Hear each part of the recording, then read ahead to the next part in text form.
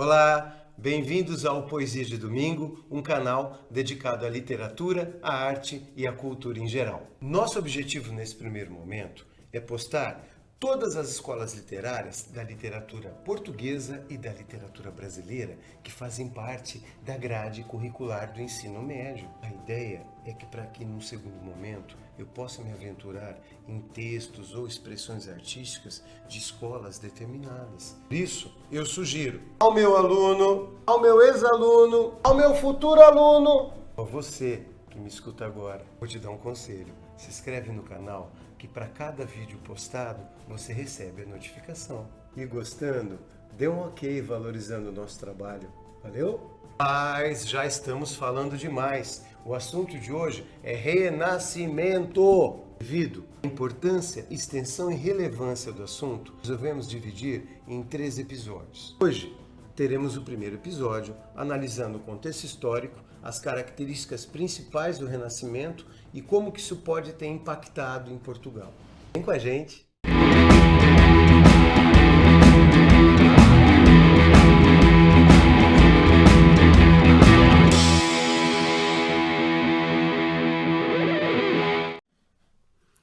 O Renascimento em Portugal tem suas raízes ali no século XVI, que é quando nós tivemos, em 1527, o Francisco Sá de Miranda voltando da Itália e introduzindo em Portugal o doce estilo novo. Mas isso nós vamos comentar daqui a pouco. A importância desse assunto é justamente a noção do porquê que ele foi dividido em 3 momentos. Nesse primeiro vídeo, abordaremos a parte referente ao contexto histórico, que tem tudo a ver com Portugal. Abordaremos também as características do movimento, assim como a sua influência na literatura portuguesa como um todo. Num segundo vídeo, abordaremos o Camões lírico, vendo a produção desse que é um dos maiores poetas portugueses. Num terceiro e último momento, abordaremos Os Lusíadas, de Luís de Camões, que é uma obra fundamental dentro dessa coisa da consciência de Portugal. Onde que o Renascimento está inserido no contexto português? Nós podemos entender que na literatura portuguesa, o Renascimento nada mais é do que um período que ele abre aquilo que chamamos de Era Clássica. A Era Clássica em Portugal, ela vem após aquela que nós estudamos, que é a Era Medieval. A Era Medieval ela foi analisada com trovadorismo, vídeo 1, vídeo 2, basta assistir, e humanismo, vídeo 1, vídeo 2. Basta assistir. Agora nós vamos começar falando desse período aqui, que é a Era Clássica, com o primeiro momento, que é o Renascimento. Nós ouvimos falar em Renascimento em várias outras áreas. Você ouve falar em Renascimento na sociologia, você ouve falar em Renascimento na filosofia, na história da arte, na história e com a literatura não é diferente. Analisaremos o Renascimento em Portugal. Para falar de Renascimento, a gente tem que falar do contexto histórico. E quando pensamos em Portugal, Portugal nasce do Condado de Portugal e o Condado Portucalense, quando Dom Henrique de Borgonha recebeu como prêmio dos serviços prestados ao então Dom Afonso VI de Leão, junto com sua filha, a filha bastarda, de Dom Afonso VI, foi dada em casamento junto com o Condado de Portugal. Daí por diante, a nação vai se expandir, nós sabemos disso, que o filho do Dom Henrique de Borgonha, o Dom Afonso Henriques, vai ser o pai da pátria, vai ser aquele que vai encabeçar os 9 reis da casa de Borgonha. O último rei foi comentado no episódio anterior, que foi o Dom Fernando, o último rei, filho de Dom Pedro I de Portugal. Tivemos, logo na sequência, o nosso querido Dom João I, mestre da Ordem Militar de Avis. É a casa mais empreendedora. A casa de Borgonha teve Dom Dinis, conhecido como Rei Trovador, comentado nas aulas anteriores em relação ao trovadorismo. Tivemos 2 aulas sobre trovadorismo e 2 aulas sobre humanismo. Quando eu comentei humanismo, eu falei do contexto histórico e falei do contexto referente à Revolução de Avis, que ocorre de 1383 a 1385. A Revolução de Avis ela marca a decadência da Casa de Borgonha e o início de uma casa real muito mais dada ao futuro, à empreitada. Exemplo disso, vocês estão vendo aí uma carta Portulano, né? Essa carta é de Jorge de Aguiar, datada de 1492. A Carta Portulano, ou nada mais é do que o catálogo de portos, era a cartografia da época. Nós não podemos esquecer que essa casa real, a casa conhecida como Casa de Avis, vai ser a casa no qual a aliança entre o rei e a aliança entre uma burguesia ascendente vai dar impulso às grandes navegações. Nós tivemos nesse contexto histórico o Dom João I como sendo mestre da Ordem Militar de Avis, governando até mais ou menos quase a metade do século XV, que ele assume em 1385, após ser aclamado, né, pelo povo. Inclusive tem um famoso jurista, João das Regras, olha que nome mais propício para isso, né, que vai oficializar o governo do Dom João I, que é o mestre militar da Ordem de Avis, como sendo esse primeiro monarca da Casa de Avis.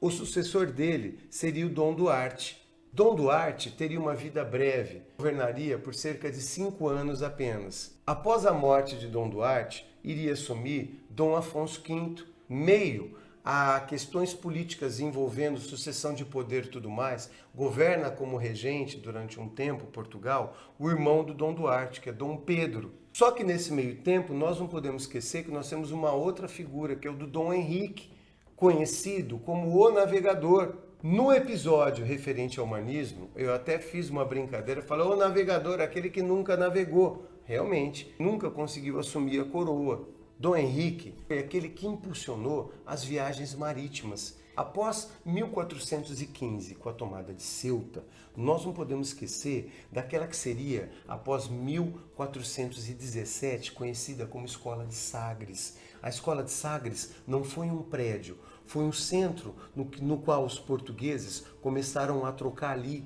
tecnologia marítima. Isso vai impulsionar a nação rumo aos mares. Mas eu brinquei também, é muita controvérsia em relação ao personagem histórico. Mesmo a figura dele, que foi retratada de várias maneiras ao decorrer da história. Outro aspecto que lança um pouco de sombra sobre esse personagem histórico é o fato dele ter pertencido à Ordem de Cristo. Então, essa ideia que se cria dele ter sido o iniciador, vamos colocar assim, aquele que joga a semente das grandes navegações, às vezes é colocado em xeque por algumas teorias ali, um tanto que novas. Inclusive, o ataque de Tanger, a ponto de hoje os portugueses tentarem revisar a história em função desse nobre português, conhecido como Dom Henrique, o Navegador. Mas isso é uma outra história que não nos cabe aqui contar. Adiante.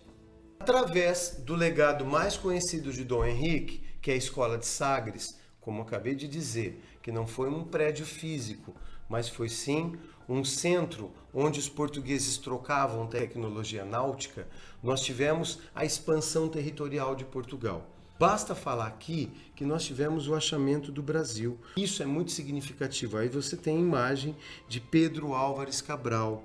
Nós temos, dentro dessa época, o Dom Manuel, conhecido como o Venturoso, vai ser aquele que vai patrocinar a viagem do Vasco da Gama até as Índias. Essa viagem vai ser tema principal do nosso terceiro episódio, que é Os Lusíadas. Dom Manuel vai patrocinar também a viagem de Pedro Álvares Cabral até o Brasil no ano de 1500. Não podemos esquecer que foi um período de glória para Portugal. Basta falar a língua que falamos hoje. Portugal vive uma época de prosperidade sem precedentes. Basta lembrar o que ocorre com a língua portuguesa. Observando esse mapa, nós temos aqui exatamente os lugares em que atualmente se fala a língua portuguesa. Brasil, aqui nós temos Portugal, lógico, a Ilha dos Açores, da Madeira, Guiné-Bissau, Cabo Verde, São Tomé, Angola, Moçambique e também algumas regiões na Índia. Não vamos pensar que na Índia se fala a língua portuguesa, tudo bem? Parte do Timor-Leste também se fala a língua portuguesa, e aqui no Macau, que foi no passado uma colônia de Portugal. Então, quando pensamos na língua, nós sabemos que a língua portuguesa ela aparece, né, lá atrás, quando nós falamos no trovadorismo, falamos numa das etapas de evolução da língua portuguesa, né? Falamos desde a chegada dos romanos, no século III a.C., até a língua portuguesa se formar. Quantos anos, professor? Mais ou menos 1800 anos. Sabendo disso, nós temos que partir então para entender um pouco do contexto histórico. O Renascimento em Portugal ele vai ser determinado de forma bastante simples. Ele marca o período de ápice e o período de decadência, que dentro do contexto histórico do Renascimento, ele marca o apogeu e marca a derrocada de Portugal. Isso acaba sendo muito simbólico. O apogeu vai aparecer em função dos feitos lusitanos, que eu vou comentar agora, né? Eles vão eclodir, portanto, numa época de prosperidade sem precedentes. E no ano de 1572, o poeta Luís de Camões vai conseguir publicar o livro Os Lusíadas. Além de coroar a excelência literária à língua portuguesa, Os Lusíadas é considerado uma obra máxima dentro da época, porque ela vai também glorificar os feitos lusitanos. Ela dá excelência literária à língua. A primeira gramática da língua data de 1536, que é o Fernão de Oliveira. No entanto, é com os Lusíadas que a língua realmente ela ganha uma efetividade sem precedentes. Analisando então o apogeu, seria justamente isso. Mas aqui aparece a derrocada. O que representa essa derrocada? Muito fácil falar. Que é quando o rei de Portugal, do jovem Dom Sebastião, resolveu invadir o Marrocos, ali a norte da África. Resultado, perdeu a vida e perdeu a batalha. Portugal fica, isso ocorre em 1578, tá? Portugal fica 2 anos sem um rei definido ali, passa a ter um regente, até que em 1580, valendo-se de um tratado de parentesco, a coroa espanhola assume a nação portuguesa, sendo a dominação hispânica, portanto, conhecida como a União Ibérica, de 1580 a 1640. Isso foi a derrocada de Portugal. O Renascimento português, o limite cronológico dele é 1580, que é o ano que nós temos a 10 de junho, a morte de Luís de Camões, como também em 1580 nós temos o início da União Ibérica. Como início, dentro desse contexto de glória de Portugal, não podemos esquecer de citar aquele período conhecido como mercantilismo. O mercantilismo nada mais é do que a aliança que se faz entre a monarquia e uma burguesia ascendente, gerando isso. Nós não podemos esquecer dos grandes feitos, e dentro desses feitos heróicos, depois da tomada de Ceuta, escola de Sagres e tudo mais, podemos citar alguns que são destaque, como o fato, né, do Bartolomeu Dias ter dobrado o Cabo das Tormentas entre 1487 e 88. Além do Bartolomeu Dias, o feito grandioso de Vasco da Gama, que vai entre 1497 e 99 fazer o contorno da África, chegando até as Índias, estabelecendo uma nova rota marítima para Portugal. No ano seguinte, a viagem de Pedro Álvares Cabral ao Brasil, nós sabemos que vai marcar o início, né, da história do nosso país. O documento que retrata isso é a Carta do Descobrimento, a Carta do Achamento do Brasil. Aí, gente, a partir de então, a prosperidade econômica com a conquista de Goa e também outras regiões lá na África, né, que vai se estender de 1507 até 13, vai dando justamente essa ideia de prosperidade. Então, ocorre a partir de então uma extraordinária prosperidade econômica que se reflete, portanto, num sentimento patriótico, que seria um ufanismo exagerado. E esse ufanismo aparece justamente a partir da publicação dos Lusíadas. Como eu disse para vocês, é o ano aqui de 1572 que marca justamente essa glória. Além de dar excelência literária à língua portuguesa, vai coroar também todos os feitos. Então, entender por que do apogeu e por que da derrocada. Apogeu por quê, professor? Todos esses feitos que eu acabei de dizer, eles vão culminar nos Lusíadas, que é um livro simbólico que vai coroar tudo isso. No entanto, quem patrocina os Lusíadas, que é o rei Dom Sebastião, em 1572, 6 anos depois, resolveu invadir o norte da África. Resultado, perdeu a batalha em 1578. Portugal fica 2 anos ali, meio que ao léu, até que em 1580, anexação de Portugal, como eu acabei de dizer, União Ibérica. Aí vai simbolizar a decadência.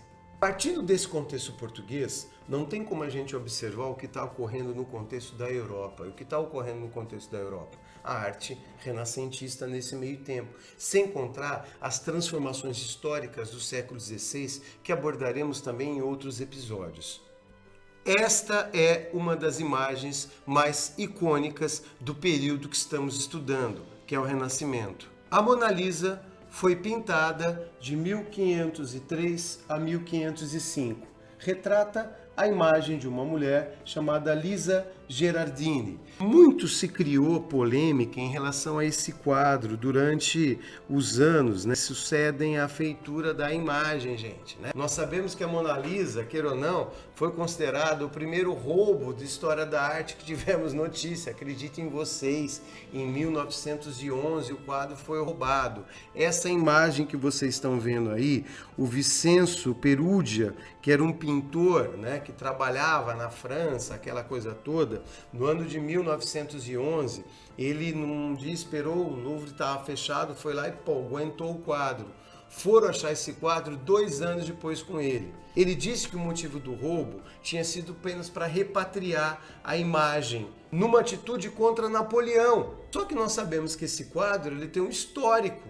Em função desse roubo que ocorre em 1911, as lendas, as teorias em relação ao quadro, elas só cresceram no século XX. Entre elas, várias, às vezes até estapafúrdias, dizendo que se tratava de uma pintura afeminada do próprio Leonardo da Vinci. Isso, gente, de fato não procede.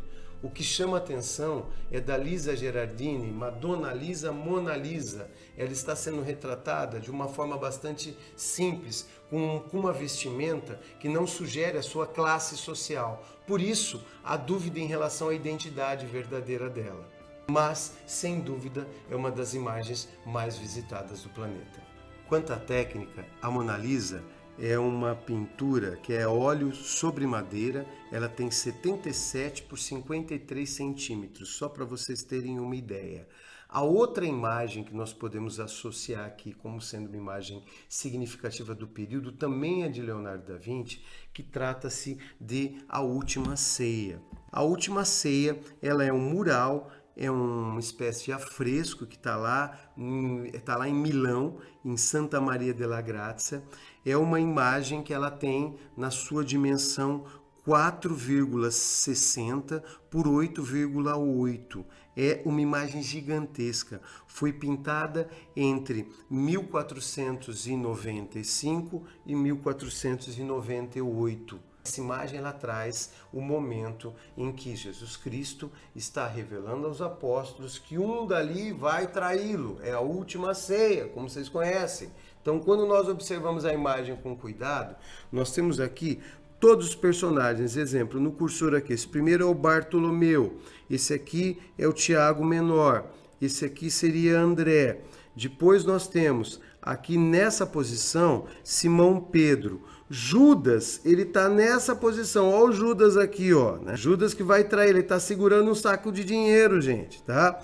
Depois nós temos quem? João, por favor, é João, não é Maria Madalena, por favor, é João. Ele só está em berbe. Ao centro, Cristo. Quando observamos essa imagem, Cristo proporcionalmente é um pouco maior do que os outros, justamente para chamar a atenção dessa imagem dele no centro ali, tá? Nós voltamos aqui, ó. Nós temos ainda esse que está com o dedo para cima é o Tomás, aqui é o Tiago maior, depois nós temos Filipe na sequência, depois Mateus, depois Judas Tadeu e por último Simão Zelote. Essa imagem, esse afresco, ele é simplesmente gigantesco, como vocês podem ver.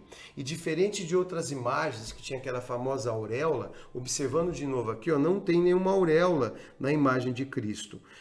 Da Vinci fez a questão de colocar uma janela ao fundo, iluminando naturalmente a figura de Jesus Cristo.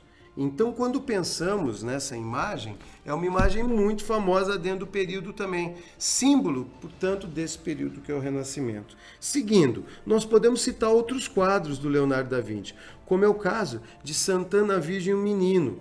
Nós percebemos o equilíbrio, a simetria, essa questão da ausência de emoção, porque uma das coisas que eu estou começando a perceber nesses quadros, que não tem às vezes aquela feição de emoção, longe disso. A emoção é algo que passa longe, porque estamos vivendo um período de racionalismo. Santana Virgem e o Menino é um quadro que ele tem 1,68 por 1,12. Também é óleo sobre madeira a técnica. Ele foi pintado de 1508 a 1510. Seguindo, podemos ver o próprio autorretrato do artista. Leonardo da Vinci teria supostamente feito esse autorretrato por volta de 1515. O homem vitruviano, segundo da Vinci, o homem é o modelo do mundo. Nessa imagem, da Vinci repete aquilo que nós chamamos da razão áurea, ou seja, a divina proporção, que é 1,618, como sendo um padrão de simetria, de perfeição de toda a natureza. O nome de homem vitruviano vem do arquiteto Vitruvius. Nós podemos encontrar nesse desenho aqui algumas curiosidades. No mundo clássico, o círculo representa o mundo espiritual, ao passo que o quadrado representa o mundo material. A ponta dos dedos do homem toca simultaneamente o mundo espiritual e o mundo material, dando, portanto, uma noção de plenitude ao indivíduo. É esse homem completo. O homem do Renascimento é o homem que é o centro de todas as coisas. Se nós observássemos aqui, a ponta seca do compasso nada mais é do que o umbigo do homem. Se eu fizer uma cruz aqui no quadrado que cerca o homem também, eu vou ter o órgão genital como sendo o centro. Os 4 cantos representam a terra, o fogo, a água e o ar também. Então tem toda uma simbologia. O comprimento formado pelos braços desse homem aqui estendidos é igual à sua altura. Essa régua abaixo visava mostrar as proporções do corpo humano.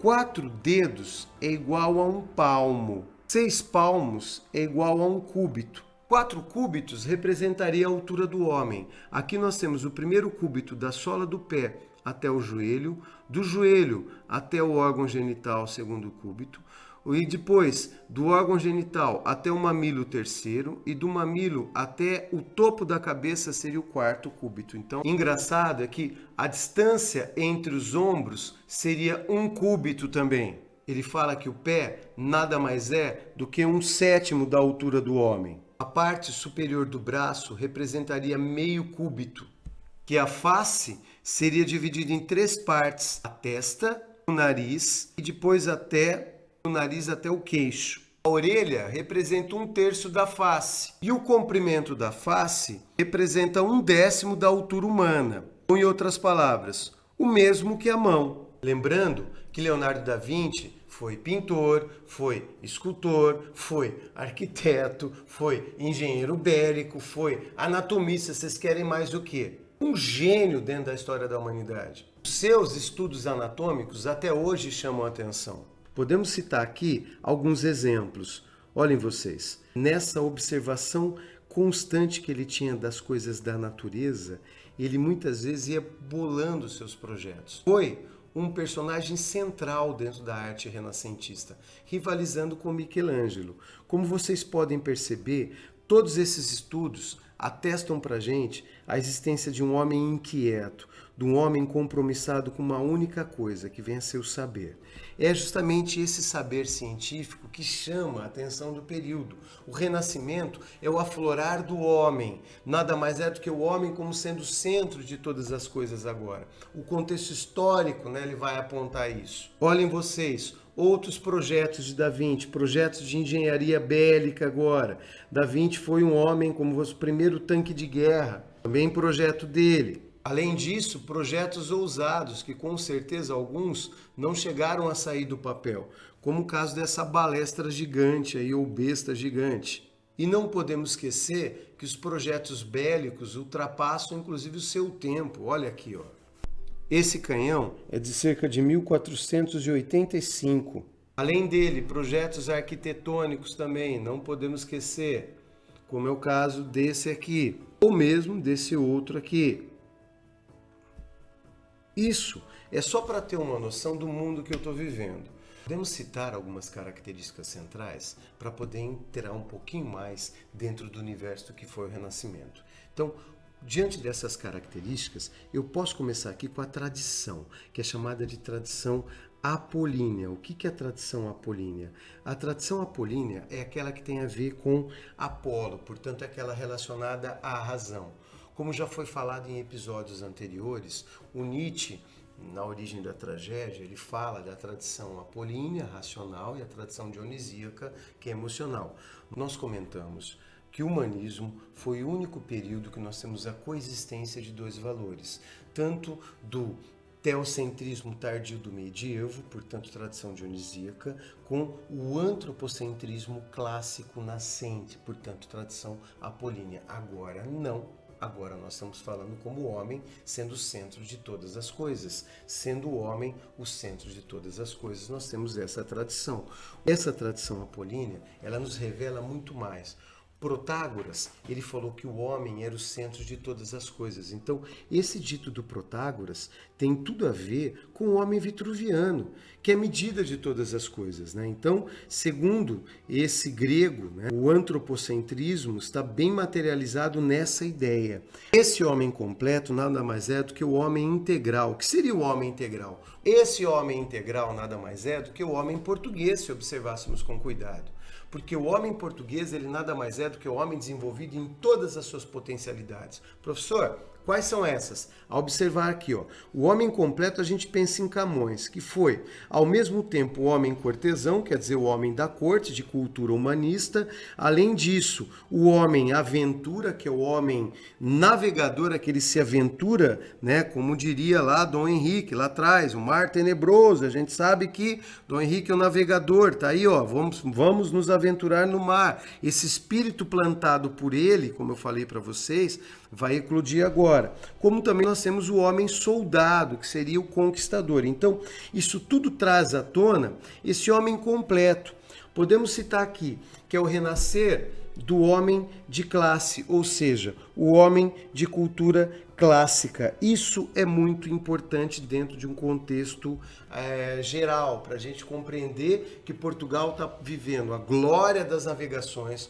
Portugal está chegando em tudo quanto é canto do mundo. Basta observar aquele mapa que fala sobre a língua portuguesa alcançando vários lugares do planeta, né? Isso tudo se dá a essa coragem e é a partir disso que nós temos que entender esse geral. Agora, observando de uma forma um pouco mais racionalista, o Renascimento tem outros traços. Essa noção de equilíbrio, de harmonia, essa noção de formalismo. Nós não temos em nenhum momento o aspecto emocional sendo valorizado em nenhuma arte renascentista. Se você olhar a Mona Lisa, ela não está rindo, gente. Isso é uma discussão antiga. Ela tem uma cara ali, ó, que ela não está rindo não, né? Não está rindo. Ela não tá nem aí. E se você olhar a Mona Lisa, é engraçado, né? Pega uma imagem para você ver. Se você olhar, né, a Mona Lisa, se você for para a esquerda, o quadro está aqui, você vai para a esquerda, ou você transita para a direita, você tem a noção que ela está te seguindo com os olhos. É bem tétrico isso aí, viu? Bem macabro às vezes, mas não tem nada a ver, gente. É porque o rosto está virado para um lado e o olhar está virado para o outro. Isso cria esse efeito. Essa questão do racionalismo faz toda a diferença dentro da arte renascentista. Então, é uma arte fria, por assim dizer. Nós não temos a noção de emoção. Nós temos aqui, ó, a sobriedade, a simplicidade, a simetria, né? Quer dizer, a simetria nada mais é do que o harmônico. Então, se observássemos com atenção, um quadro renascentista, ele tem simetria, assim como um poema vai ter simetria. Se eu pegar um soneto, ele vai ter simetria. Ele tem 2 quartetos e 2 tercetos, todos eles decassílabos. Essa ideia faz parte do Renascimento como um todo. Que eu estou explorando com vocês um pouco o Renascimento também dentro da história da arte. Que a ideia é justamente dialogar essas formas de expressões artísticas. Perdão. O canal, ele visa justamente tentar fazer esses diálogos aqui. A nossa base nada mais é do que o carro-chefe seriam os movimentos literários. Mas diante desses movimentos literários, conseguir enxergar outras coisas também. Esse que é o diferencial. Seguindo aqui, um aspecto importante da arte renascentista é a sua impessoalidade. Isso se dá através dessa questão do universalismo. Nós não buscamos o particular, buscamos sim o valor universal. Então, se eu pensar na Mona Lisa, por que a Mona Lisa não está sorrindo? Porque antes de ser a Lisa Gerardini, é um modelo de mulher. Então não há emoção no Renascimento. O Renascimento ele busca meio que a ausência disso. Então, quando pensamos na arte renascentista, o universalismo ele pode ser sustentado em dois pilares, o pilar ético e estético. Ela busca o bem, ela vai buscar a verdade, ela vai buscar o belo, fazendo a junção entre o ideal do ético e do estético. Eu sei que eu vou valorizar a cultura clássica, perfeito, mas isso não quer dizer que eu vou destruir a Igreja Católica, começar a levantar templo a Zeus. Não vou fazer isso. Na realidade, o que existe aqui é um período de fusão, uma certa assimilação. Esse fusionismo do Renascimento ele pode ser entendido da seguinte forma. Num primeiro momento, nós temos as duas tradições, seria a tradição judaico-cristã e a tradição greco-latina. Então isso quer dizer o quê? Eu vou pintar um personagem bíblico, mas aquele personagem bíblico ele é retratado com uma casca clássica. Exemplo, a Capela Sistina, no qual Michelangelo retrata Deus. Já vou mostrar para vocês. Você percebe que muito mais do que a figura de Deus, Deus, gente, nada mais é do que a essência da beleza. Então, como ele está sendo retratado de uma forma humana, eu vou alcançar naquela forma humana a potencialidade da beleza. Então, tudo isso acaba por se transformar como sendo uma das características marcantes da obra, onde nós temos dois princípios também aqui para fechar, que seria a questão da imitação, do princípio de mimesis ou mimesis aristotélica, que é aquela coisa de que a arte tende a representar a realidade, e a busca da perfeição a respeito dessa ideia do platonismo, por assim dizer. Então, tanto a busca da imitação, como imitar com perfeição, acaba sendo elemento aqui fundamental para o Renascimento nesse sentido. O início do Renascimento português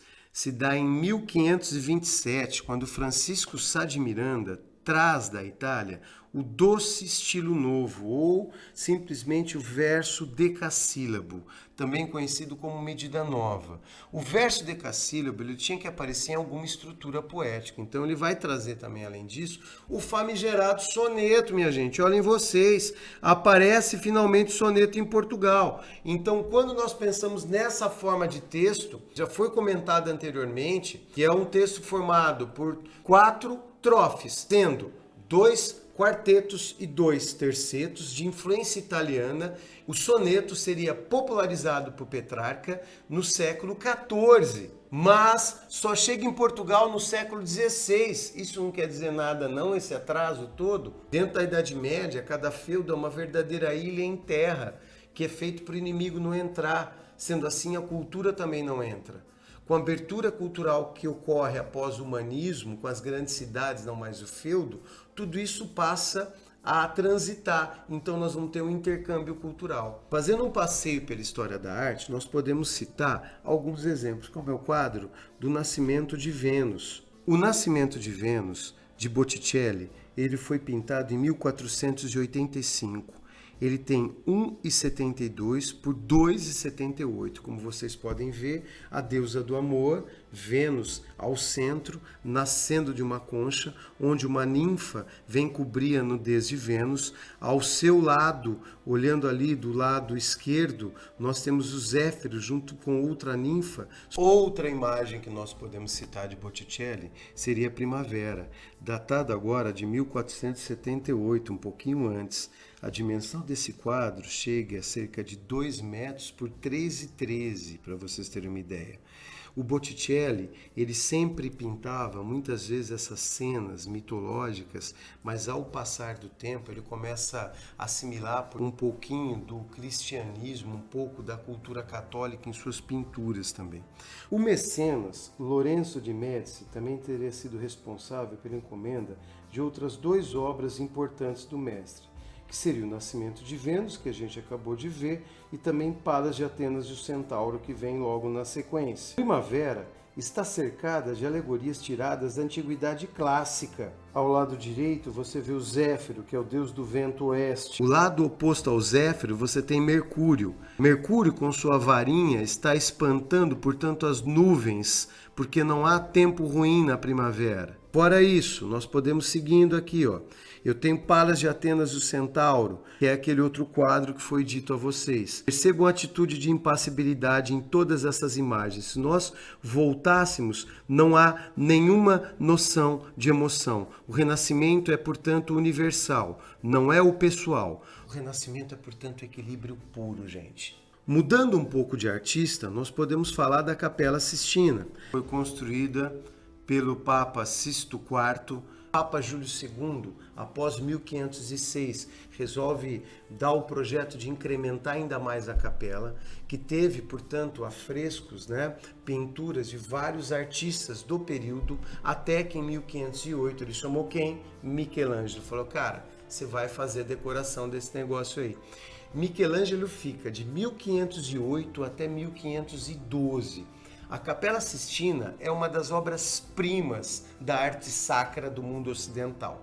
Na seguinte imagem, que nós temos 9 quadros centrais, 9 imagens centrais, lembrando que o afresco é pintura em parede. Desses quadros, se nós observássemos, seriam eles: o primeiro, a separação da luz e das trevas, onde o segundo quadro, a segunda imagem, o segundo afresco, seria a criação do sol e da lua. Num terceiro quadro, nós temos a separação das águas e da terra. Lá no quarto, uma das imagens mais famosas, que é a criação de Adão, alguns chamam de a criação do homem. Tá? Depois vem a criação de Eva, logo na sequência o pecado original, depois o sacrifício de Noé, com o dilúvio e, por último, a embriaguez de Noé. Então, isso seria inspirado, esses 9 quadros aqui, no Gênesis. Continuando, nos cantos de cada lado, nós temos imagens referentes ao Velho Testamento. Nesses quadros menores, fora da cena central da cúpula, nós temos imagens de sibilas e profetas. Dentro desses triângulos aqui, personagens que seriam antepassados de Jesus Cristo. E a técnica do afresco, pessoal, é uma das técnicas mais difíceis que se tem, porque é uma técnica que você tem que aplicar a tinta com material ainda meio que umedecido. Então Michelangelo, ele teve que, além de desenvolver, projetar uma espécie de andaime que ele pudesse subir na cúpula, que é abobadada, ele teve no começo alguns problemas, entre eles a perspectiva, que ele teve que fazer o desenho no chão para depois levar até o teto. Então cada imagem dessa é uma verdadeira obra-prima. Olhando com um pouco mais de detalhes, vem comigo. O toque dos dedos, portanto, Deus dá o conhecimento a Adão, ao conhecimento ao homem aqui.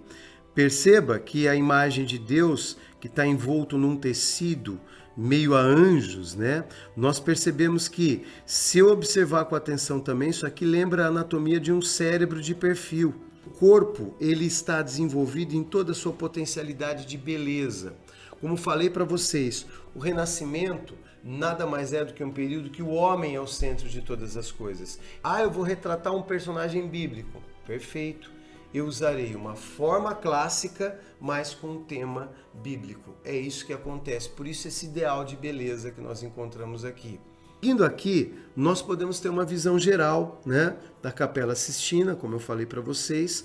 Esses afrescos do lado são pintores famosos também da época, e tanto o Juízo Final quanto a cúpula, só que o Juízo Final, que é essa imagem que está ao fundo, só foi pintada vários anos depois. De 1536 a 1541, Michelangelo voltaria à Capela Sistina para pintar a imagem do Juízo Final. Só que aí o contexto histórico vai ser outro e a imagem vai revelar outras coisas que nós teremos uma análise disso em próximos episódios, beleza? A Capela Sistina, ela é, antes de mais nada, onde que é feito o conclave, que é a eleição dos papas.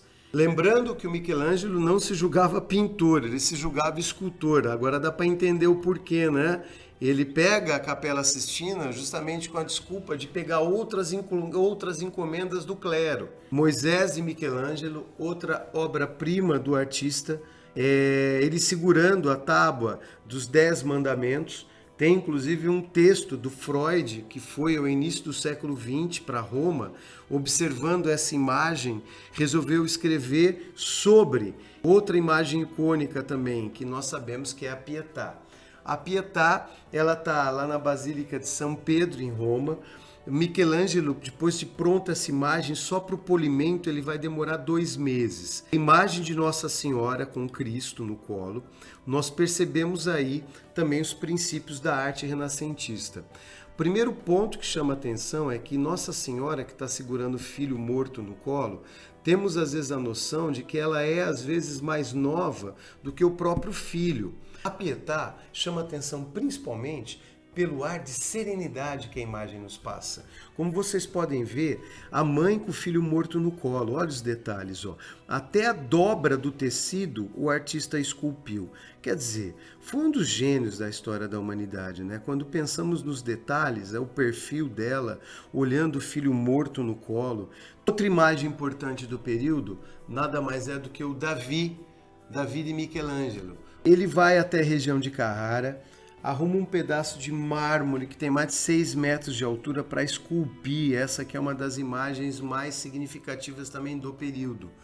Michelangelo esculpe essa imagem retratando Davi antes do combate com Golias. Mas como vocês podem ver, como foi falado antes, o tema, gente, é bíblico, mas parece uma escultura grega.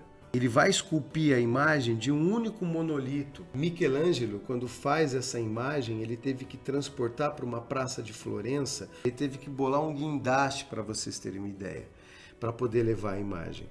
Aqui nós temos a dimensão de como que o artista ele conseguiu se superar, vencendo todas as adversidades. A imagem enorme, ela em si tem 6 metros. Com mais a base, que vai ter ali cerca de 2 metros. Quando observamos a imagem à distância, temos às vezes a noção de que a perspectiva não está muito certa, não. Você acha meio estranho o tamanho das mãos, o tamanho da cabeça, mas quando você olha a imagem de baixo para cima, como ela foi projetada, você percebe o quão perfeita é. Quer dizer, isso tudo traz para a gente o indício de que foi o Renascimento. Não podemos esquecer que dentro desse passeio que fizemos pela história da arte, o que nos interessa é a literatura. E a literatura portuguesa, no Renascimento, começaria em 1527, como acabamos de ver. 1527, com a chegada do verso decassílabo, introduzido por Francisco Sá de Miranda, que é o verso de 10 sílabas, lembrando que lá na poesia palaciana do humanismo, falamos em medida velha, redondilha menor, redondilha maior, ou verso pentassílabo, ou verso heptassílabo. Agora não, nós vamos falar em verso decassílabo, que já era praticado na Itália, como exemplo, desde o século XIV. Como falamos aqui do humanismo italiano, a exemplo, os sonetos de Francesco Petrarca e a Divina Comédia de Dante, que foi feita toda em decassílabo também. Em Portugal, o Renascimento ele tem essa marca, ele vai trazer o verso decassílabo, que é o verso de 10 sílabas, só que ele tem que aparecer em algum lugar. Dentro dessas novas formas poéticas, não podemos esquecer que o soneto é, sem sombra de dúvidas, a principal estrutura. Além desse texto formado por 2 quartetos e 2 tercetos, a gente pode ver ali na sequência o terceto, que é uma composição em estrofes de 3 versos, com rimas muitas vezes entrecruzadas. Rimas entrecruzadas que até o Dante Alighieri usou na Divina Comédia. A sestina é uma composição de estrutura complexa. Ela apresenta 6 estrofes de 6 versos. São arrematados, portanto, por um terceto. A oitava, também denominada oitava real ou oitava rima, é uma composição que você vai ter um esquema fixo, no qual Camões vai escrever os Lusíadas. A ode, na antiguidade grega, ela era um poema destinado ao canto de um tom heróico ou mesmo eloquente. A elegia nada mais é do que algum canto destinado aos mortos. Ela tem a sua variante, que é o epicédio, com a diferença de que no epicédio o corpo estava presente. A canção é uma composição poética muitas vezes destinada ao canto. A écloga ou égloga, tanto faz, é uma composição que tem a temática pastoril e campestre, muitas vezes dialogada. A epístola é uma forma de composição poética muitas vezes destinada a um amigo ou mecenas. O epitalâmio nada mais é do que um canto destinado aos futuros noivos. Assim como não podemos esquecer do teatro clássico, agora orientado pela lei das 3 unidades de tempo, espaço e ação. Leis essas que o Gil Vicente fez questão de quebrar no teatro medieval popular. Então, quando estudamos o teatro medieval popular de Gil Vicente, que é aquele teatro narrativo ou teatro alegórico, em ambos os casos, ele quebra a lei das 3 unidades do teatro clássico. No próximo episódio, nós falaremos do Camões lírico e do Camões épico. Beleza, gente? Valeu, até!